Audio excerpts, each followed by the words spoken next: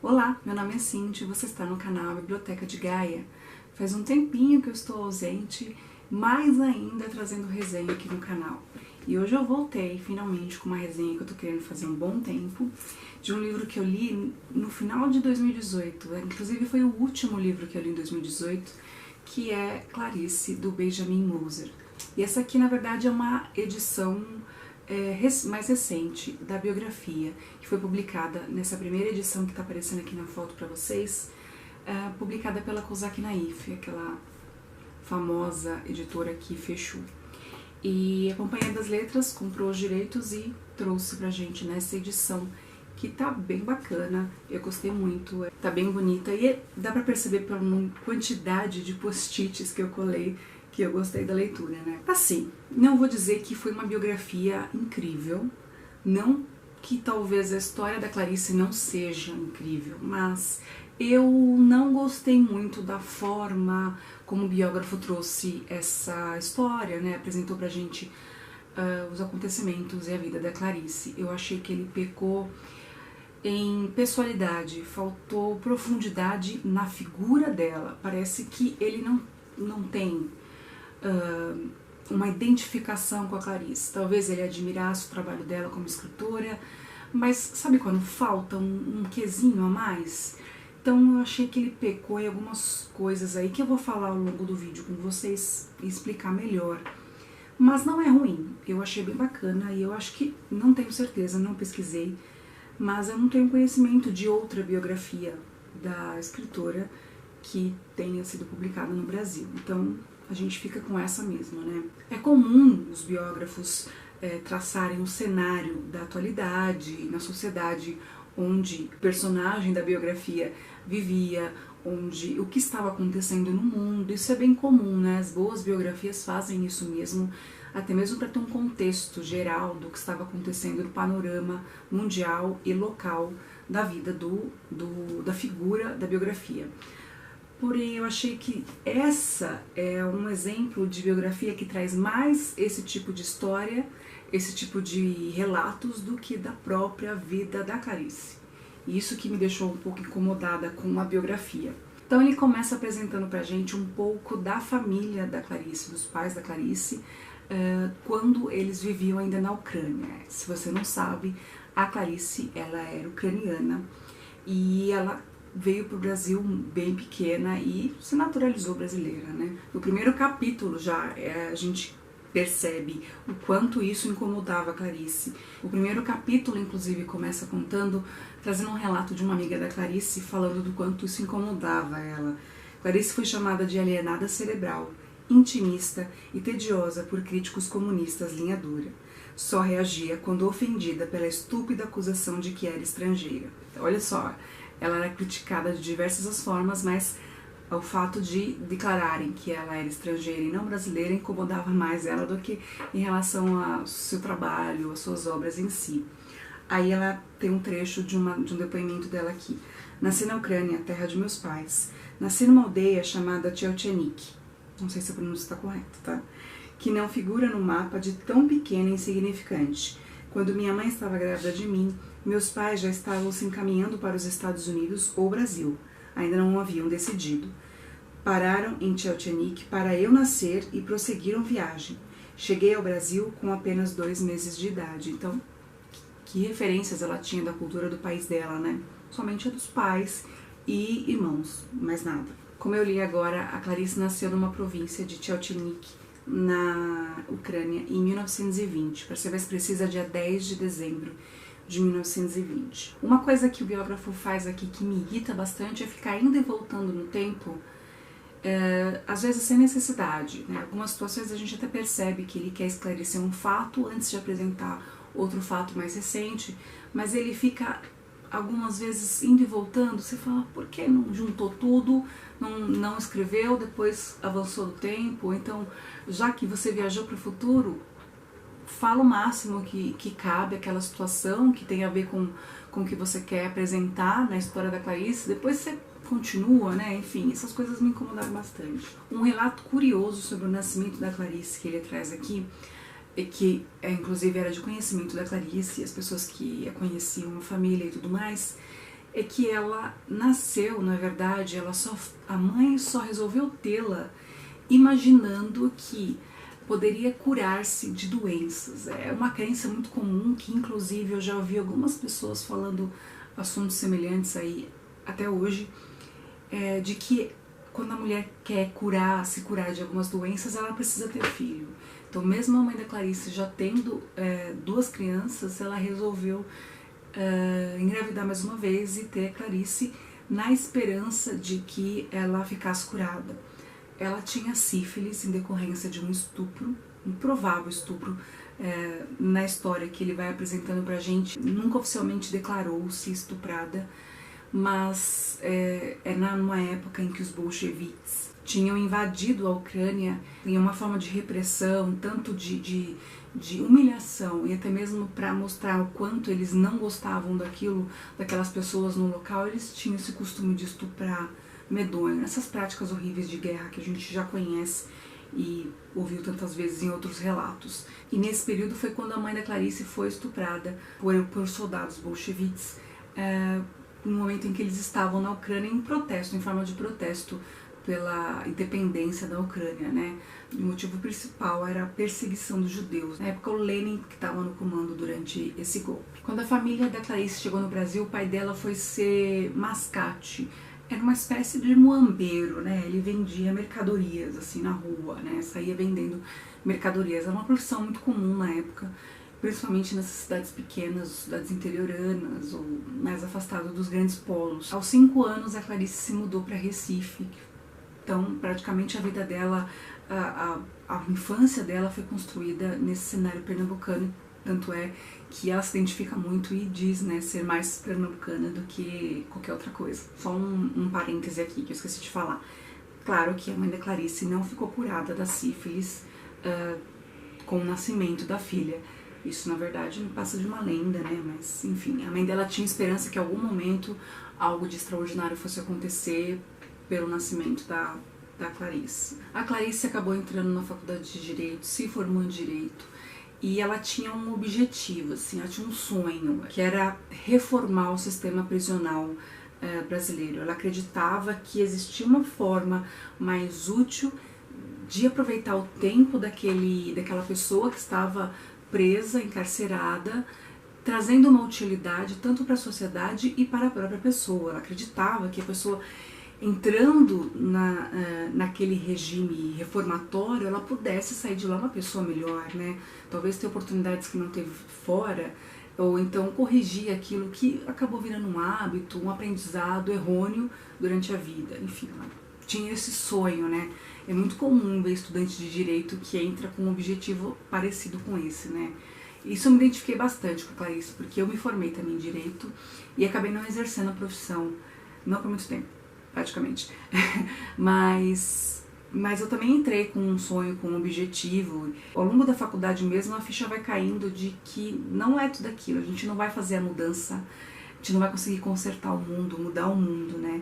Você apenas pode fazer o melhor no seu dia a dia, mas isso não significa que o mundo vai ser consertado, né? Enfim, mas isso é a minha frustração. Mas aconteceu isso com ela também, isso que eu achei interessante. E ela acabou nem exercendo a profissão, mas não esqueceu esse sonho de fazer algo pela história do mundo, melhorar a vida de algumas pessoas, né?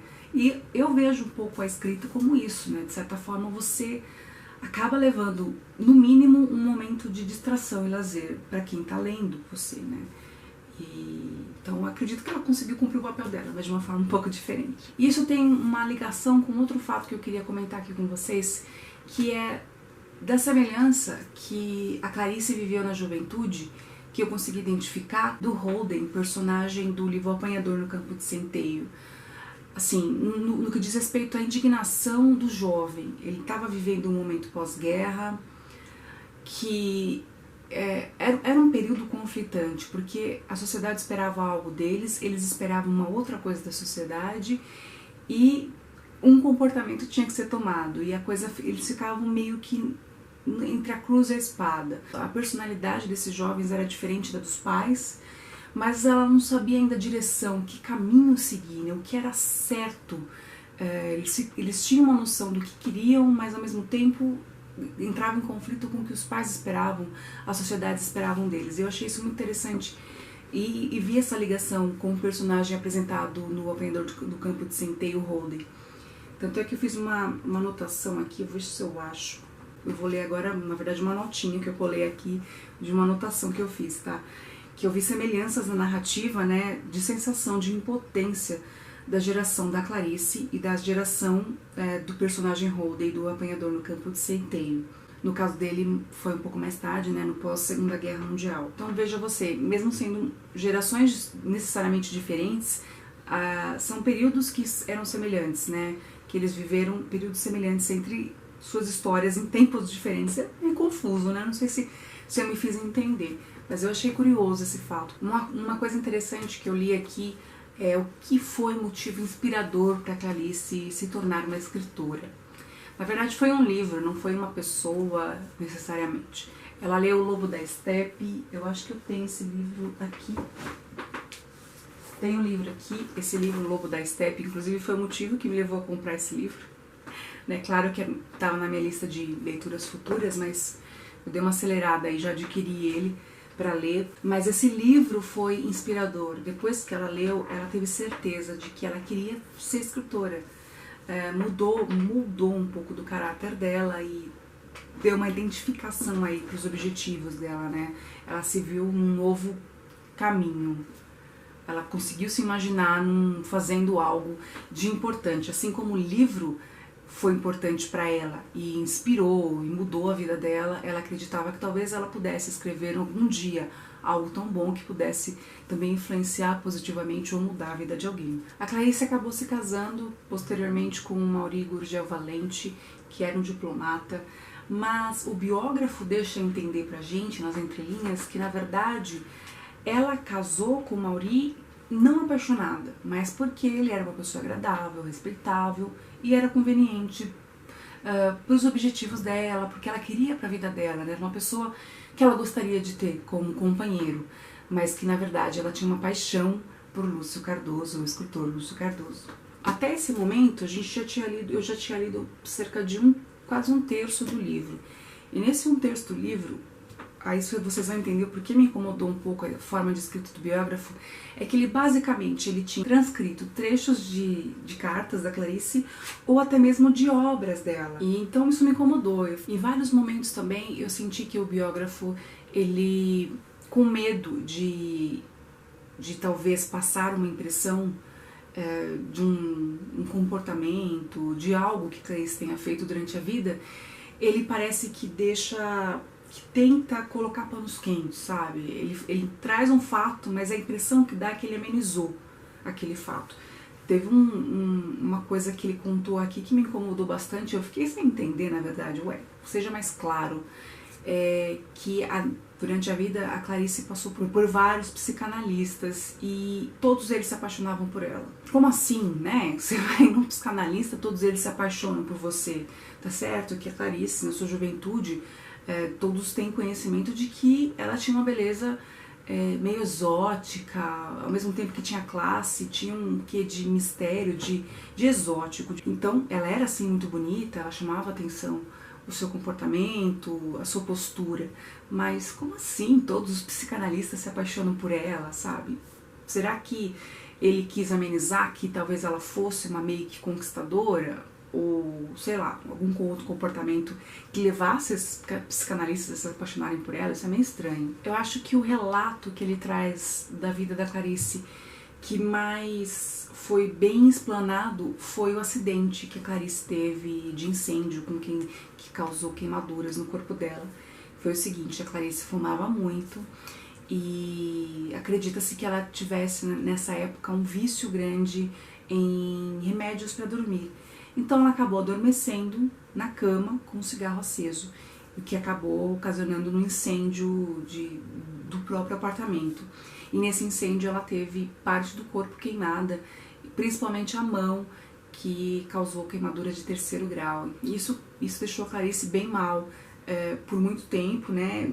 Acabou agravando o seu estado psicológico aí, porque eu digo assim, eu sempre vi nos livros, nas obras da Clarice, ela como uma mente perturbada, mas não perturbado como um serial killer, como um sociopata, nada disso.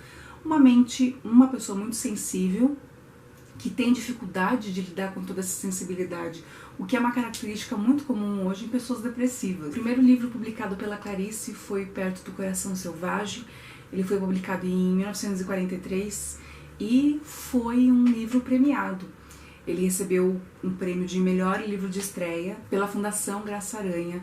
Essa edição tem fotografias muito boas da Clarice. Ela com o Mauri. Nossa, ela era muito linda, gente.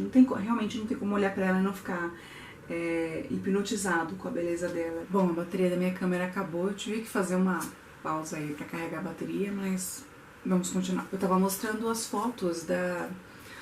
fotos da Clarice aqui no livro, que são bem bonitas. Tem a foto dela jovem. Eu fiquei bem impressionada. Ela realmente era muito bonita. Quando eu penso na Clarice mesmo, eu imagino uma mulher muito interessante, que eu com certeza gostaria de ser amiga dela. Mas aqui também tem algumas fotos de bilhetes, cartas. Lembra que eu falei antes que O Lobo da Estepe foi um livro importante que fez a Clarice entender que ela queria ser escritora? Eu achei um trecho que fala sobre isso, eu vou ler aqui para vocês. Quando conscientemente, aos 13 anos de idade, tomei posse da vontade de escrever, eu escrevia quando era criança, mas não tomara posse de um destino. Quando tomei posse da vontade de escrever, vi-me de repente num vácuo. E nesse vácuo não havia quem pudesse me ajudar. Eu tinha que eu mesma me erguer de um nada. Tinha eu mesma que me entender. E eu mesma inventar, por assim dizer, a minha verdade. Comecei e nem sequer era pelo começo. Os papéis se juntavam um ao outro. O sentido se contradizia, o desespero de não poder era um obstáculo a mais para realmente não poder. A história interminável que não comecei a escrever com muita influência de O Lobo da Estepe, de Hermann Hesse, que pena eu não ter conservado. Rasguei, desprezando todo um esforço quase sobre-humano de aprendizagem, de autoconhecimento. E tudo era feito em tal segredo. Eu não contava a ninguém, vivia naquela dor sozinha. Uma coisa que eu já adivinhava era preciso tentar escrever sempre, não esperar um momento melhor, porque este simplesmente não vinha. Escrever sempre me foi difícil, embora tivesse partido do que se chama vocação.